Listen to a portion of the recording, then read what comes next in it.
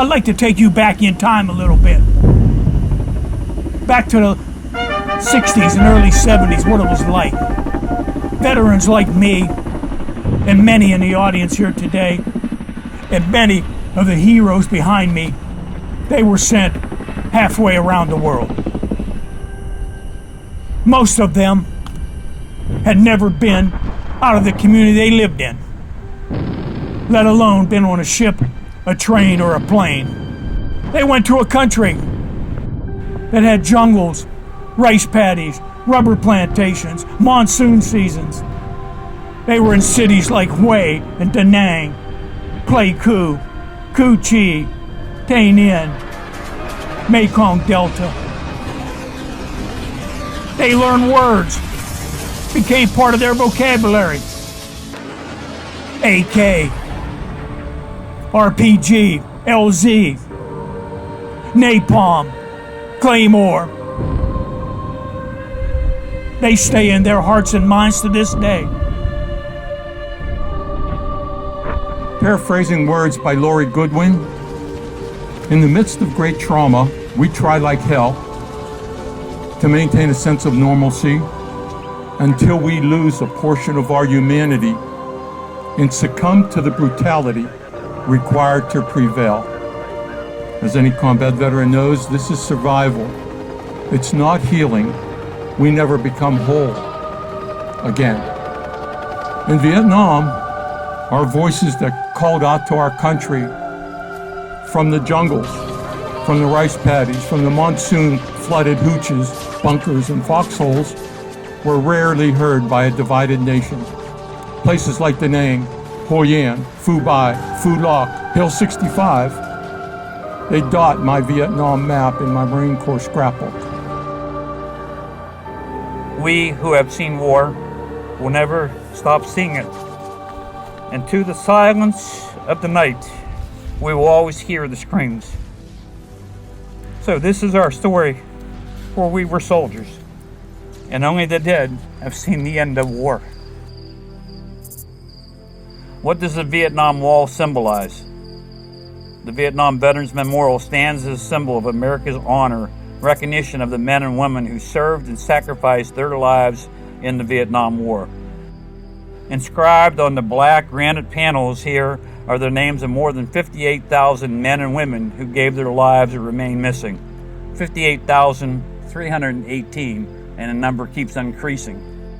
The first known casualty was Richard B. Fitzgibbon, listed on U.S. Department of Defense as having been killed June 8, 1956. His name is listed on a wall with his son, Lance Corporal Richard P. Fitzgibbon III, who was killed September the 7th, 1965. There are 3 sets of fathers and sons on the wall. There are 39,996 on the wall who were just 22 years or younger. 8,283 were just 19 years old. 33,103 were 18 years old. 12 soldiers on the wall were 17 years old. 5 soldiers on the wall were 16 years old. 1 soldier, PFC Dan Bullock, was 15 years old. 8 women are on the wall. You should see their names. They were nurses. This morning, we were started out at the Park Inn with all those motorcyclists and escorts. You know, you hear the veteran stories, how they can relate to the individuals. I went to high school with them. I knew this person who was in my unit. I made it home and they didn't. When you think about the individuals who are listed on the wall, they touch your heart. You know people, you run into people, you talk to people. As we come up the road, you see an individual stop, pull off the road, take pictures, wave at all the motorcycles. It's something to reflect about. I've had the pleasure and honor and distinction of standing before this wall and a wall like this and the wall in Washington, D.C. many times. Many times. Today was a little different though. Today I got to help assemble this wall.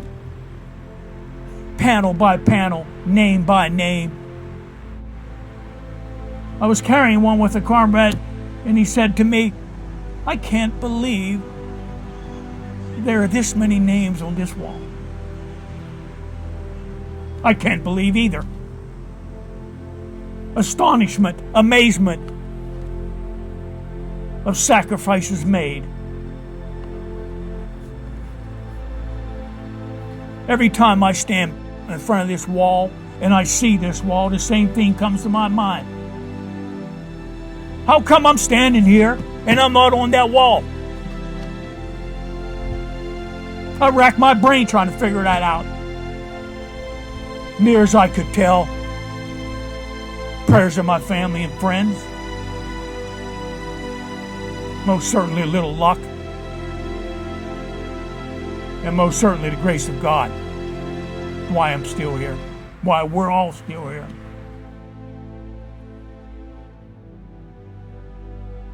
Gave proof through the night that our flag was still there. Oh, say does that star-spangled banner yet wave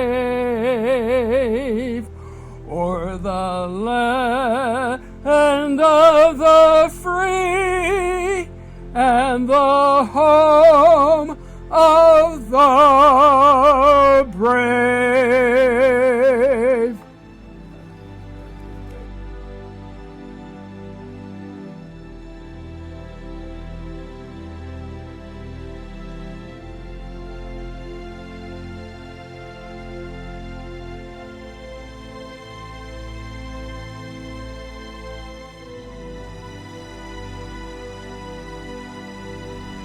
I'm going to ask a favor of all of you. I'm going to ask you before you leave tonight, I want you to walk up to the wall. If you don't know a name, pick any name and put your hand on that wall. I want you to feel the sorrow, the heartbreak, the agony of that mother or father, that sister or brother, that husband or wife, that son or daughter. I want you to feel that. It's unexplainable, unimaginable. Just imagine you're sitting in your house and you see a military vehicle drive up past your house and all of a sudden it stops in front of your house. Just imagine you get a Western Union telegram about your loved one. How would you feel when you saw that military personnel walking across your lawn or walking up your sidewalk? A sad, sad feeling. We have been in wars and conflicts for thousands and thousands of years, all the way back before Roman times. We still have not figured out a way to solve our disputes diplomatically without sending our soldiers to war. They say that you train for war, but for the military, the soldiers, the Marines, the airmen, and our sailors, we always pray for peace. Above all, the others pray for peace, for it is a soldier who must suffer and bear the deepest wounds and the scars of war. Returning home alive after a year in hell of combat was met with blame and scorn. We were faulted for having the courage to answer our nation's call to duty. Along with our fallen comrades, we were the catalyst used by the evening news to further polarize and divide our nation back then. Thank God our perspective and our respect for Vietnam heroes has changed. Now, we gather at a memorial wall to honor lost brothers and sisters who cannot hear our thanks. We're here to pay tribute to those who once fought alongside of us, who traded and shared our sea rations, our water, our ammo, and stories of loved ones back stateside. We all longed for mail call, and we prayed for a safe, dry place from war, if not just for one night.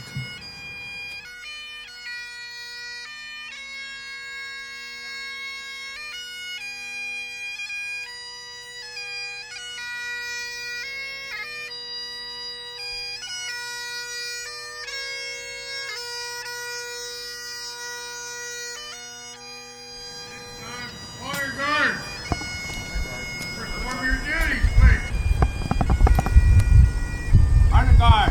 Head back. Port.